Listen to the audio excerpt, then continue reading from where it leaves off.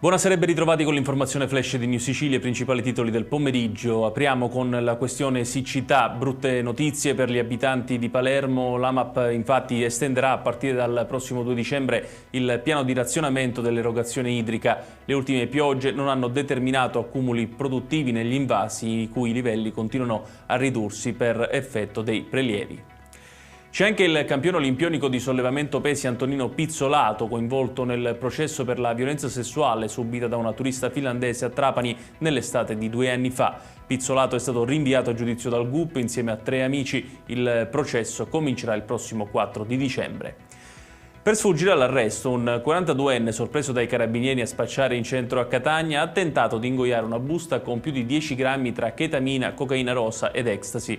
L'uomo stava per soffocare, ma i militari lo hanno aiutato a espellere le sostanze per poi arrestarlo. La Guardia di Finanza di Catania ha sequestrato i beni patrimoniali della società fallita Arcaplast con sede ad Aci Sant'Antonio per oltre 400.000 euro. Ai vertici dell'azienda è contestato il reato di bancarotta fraudolenta aggravata dal contesto mafioso.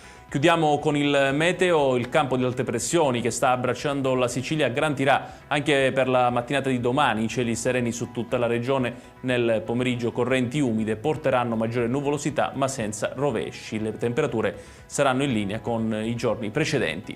Ed è tutto per questa edizione. Tutti i dettagli su queste notizie li trovate come sempre sul nostro sito www.newsicilia.it. Grazie per averci seguito e buon proseguimento di serata.